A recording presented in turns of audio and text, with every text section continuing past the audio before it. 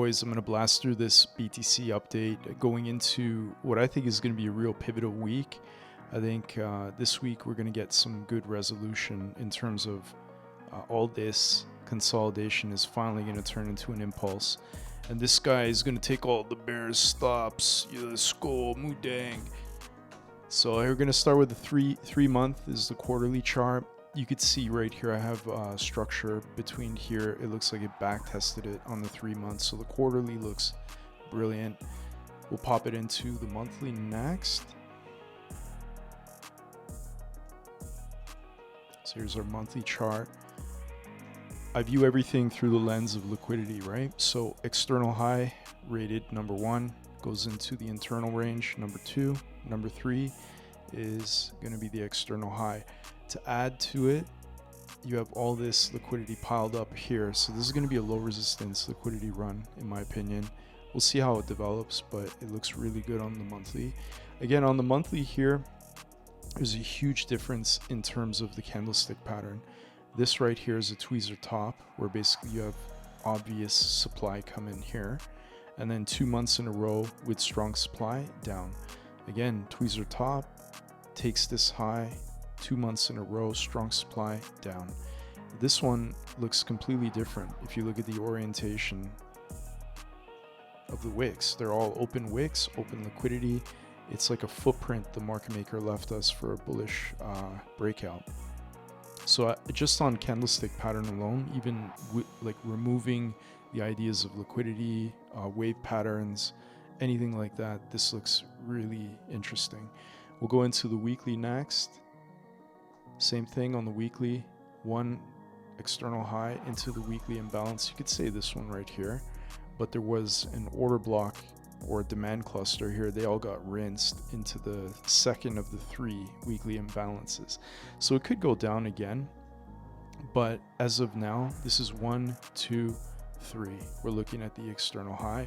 And again, it's more pronounced on the weekly how much liquidity is in the range. So weekly looks good. Daily, here's your daily setup. I was talking about a demand cluster. That was this right here. So anyone who longed here had their stop below that low. And if you just map it across, this wick took out all the order block stops. So that's usually bullish. That means that once we get a shift after they've rated these stops and this internal range, usually that means our next path of least resistance is going to be this liquidity arc here. So we got raid, shift, and then you have this internal range getting raided right into your optimal trade entry fib. So you can see that cluster develop.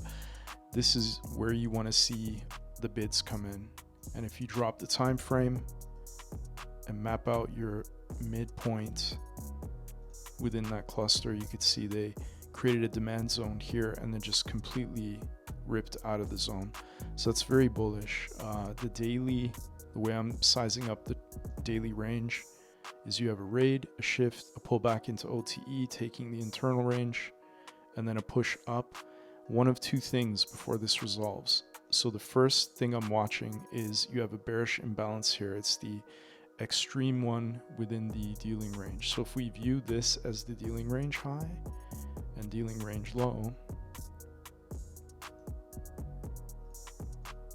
in the gray box is your premium. Within premium, we already tagged this imbalance, so this is just a liquidity void. This one right here was the remaining inefficiency within premium, which we just hit. And you could see the supply coming in that exact red zone. Now I have this marked in as an inverse fair value gap, but realistically, until it closes above this gap, it's still a bearish imbalance. So I'm anticipating one of 2 things. It's either going to, now that you have equal highs in the range, it's either going to wick into those highs and potentially reverse. In that case, what I'd be looking for is raid, underside retest, and then short it down to the lows. So that would be one option. A second trade idea would be we actually close above the bearish imbalance and then start building underside here, and then we blast up.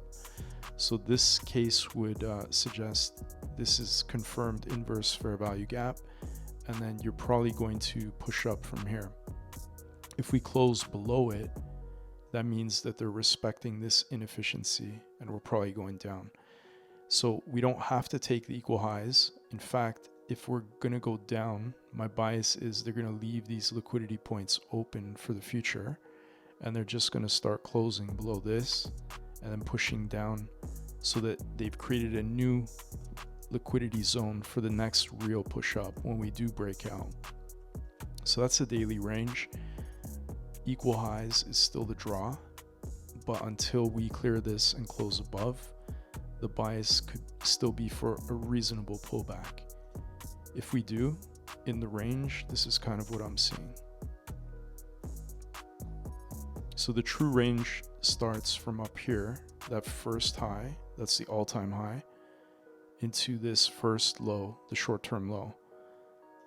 And you could see the midpoint, there's a lot of clustered volume in the range with a rejection here, a back test here, rejection, and we're basically right at the mid-range again. So what you want to see in the mid-range is basically acceptance above, and then start seeing some momentum come in for the push up. If we don't get that, and this bearish inverse or this bearish fair value gap holds, then what you might get is a push down into this cluster where we have untested demand. And if we get this pullback, this would be into equilibrium or discount of this dealing range. So right here you could see that's your equilibrium. Anything in this zone here, in my opinion, is going to be a buy, but you want to see price action when it develops there. In terms of a bottoming structure, this is strong. Short-term low, intermediate term low, short-term low, confirming this one. So I think we're poised to go up, but no guarantee. So those are the three different setups in the range. And I'll show you guys what I'm looking for going into Tuesday or Wednesday. I'm looking for a low of the week to form. So the main blueprint for this trade is, you'll note on X, I've been talking about this 4-hour market maker model for, I don't know how long it's been, probably like 3-4 weeks, but it's really well developed. And this is from September 14. So I was talking about it down here, but the point is that 4-hour model hasn't completed yet. So I'll just highlight it here. You can see here's your buy program activated below these lows. This is where the sell program was activated, so you have your original consolidation up here. If you go to the left, there's one more 15 to 1 hour liquidity pool resting right above the original consolidation. So ideally, this is still in a buy program until they purge these stops, which is why I'm looking for a midweek fake out to the downside and then a push up to grab these highs. So the last step, I've went over this before on streams, but the last pivot within these buy models, you're looking for the reaccumulation zone. So here's your smart money reversal, here's your accumulation, and this is your reaccumulation. In that last reaccumulation zone, usually you're going to have equal lows like this. So what I'm looking for in the range is a consolidation purge. So right here, these lows to get flushed, and then a push into the highs. So this is kind of what I'm watching going into midweek. So you'll note here I have these two horizontal lines just demarcating Tuesday open. So this is the NY open 8 a.m. on Tuesday, and this is the 11 a.m. Wednesday end of the New York AM session. Within that range, I'm looking for low of the week, and the way I would expect this to form based on the weekly profile is my bias is up on all time frames, weekly, daily, 4-hour. 4-hour is strong up. So if we're going to be in the last phase of this market maker buy model, I want to see an accumulation going into the AM session where we get a manipulation to purge these lows, potentially even these ones right here, and then a reclaim of that low, so the accumulation low, I want to see that reclaimed. And then this is where you would look for distribution into the highs. So this is the main trade I'm looking to take this week. It doesn't look like much when you zoom out, but if you have a very tight stop or tight risk and you manage your trade correctly, you can get a really nice trade within 1 hour. This is my favorite. It's my favorite longer short. It's basically the second reaccumulation zone before hitting the final target. So that's the ultimate. That's the main trade I'm looking for this week. And there's one more thing here I wanted to show you guys.